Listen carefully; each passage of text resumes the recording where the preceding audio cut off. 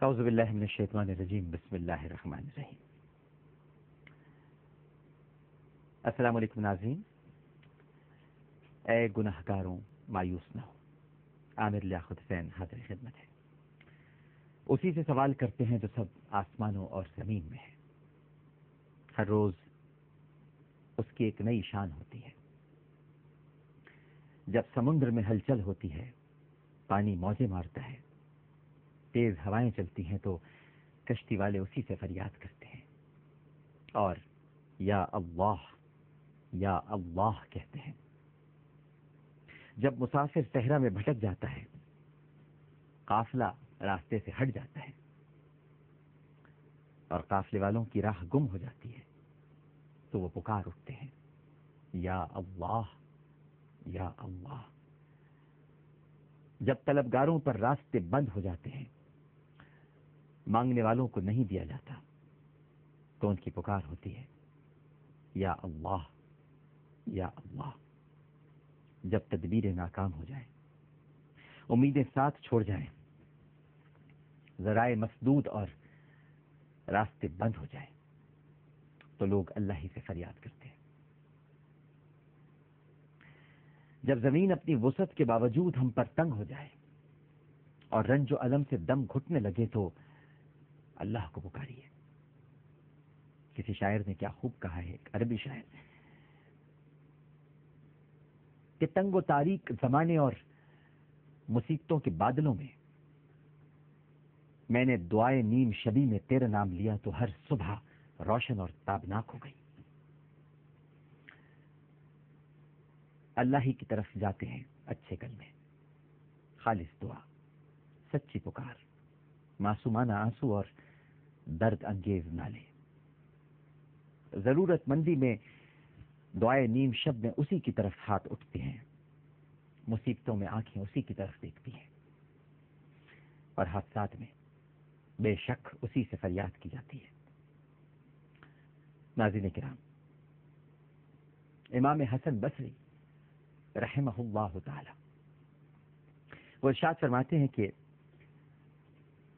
ایک واقعہ بیان کرتے ہیں، اور واقعہ چونکہ انہوں نے خود بیان کیا ہے لیکن اب چونکہ میں آپ کے سامنے بیان کر رہا ہوں تو تھوڑا سا اس میں رد و بدل کر کے تاکہ بات ہمیں سمجھ آئے۔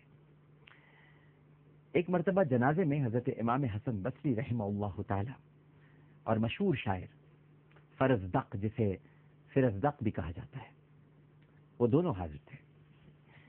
فرزدق نے حضرت امام حسن بصری رحمہ اللہ تعالی سے کہا، اے ابو سعید، ان کی کنیت تھی، اے ابو سعید، تمہیں معلوم ہے کہ لوگ کیا کہہ رہے ہیں؟ لوگ کہہ رہے ہیں کہ آج کے جنازے میں بہترین اور بدترین دونوں لوگ جمع ہیں۔ بہترین سے مراد امام حسن بصری رحمہ اللہ تعالی اور بدترین سے مراد فرزدق کی طرف اشارہ تھا۔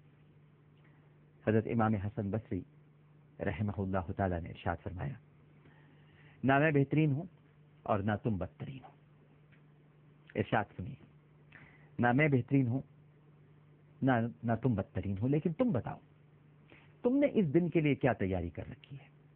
یہ امام حسن بصری فرزدق سے دریافت کر رہے ہیں، اور تمہارے پاس اس دن کے لیے کیا زاد سفر ہے؟ زاد سفر ہوتا ہے ناظرین، جب آپ کسی سفر پہ نکلتے ہیں تو کچھ آپ کے پاس راستے میں خرچ کرنے کے لیے ہونا چاہیے، زاد راہ جس کو کہتے ہیں، کچھ سامان، کوئی مال، کوئی دولت، تاکہ سفر کٹ سکے۔ فرزدق نے برجستہ کہا، لا الہ الا اللہ محمد رسول اللہ،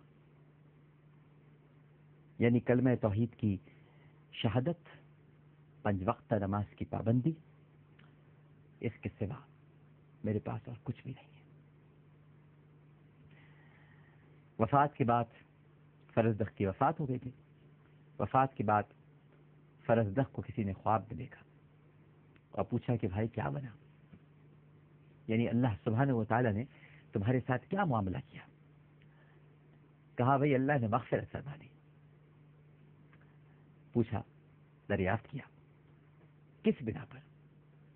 فرزدق نے کہا کہ اس کلمے کی بنا پر جب امام حسن بصری رحمہ اللہ تعالی نے مجھ سے پوچھا تھا کہ میرے پاس کیا ہے، تو میں نے کلمہ طیبہ کا ورد کیا اور کہا لا الہ الا اللہ محمد الرسول اللہ.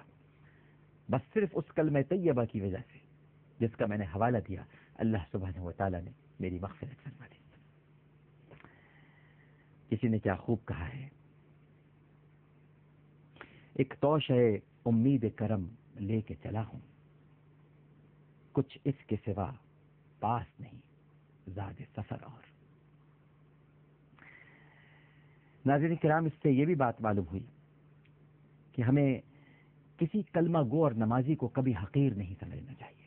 ہمارے معاشرے میں آج کل کچھ لوگ ایسے ہیں جو اگر نماز کی پابندی کر لیتے ہیں یا نوافل کی بڑی باقاعدگی سے ادائیگی کرتے ہیں تو دوسروں کو حقیر سمجھنے لگتے ہیں.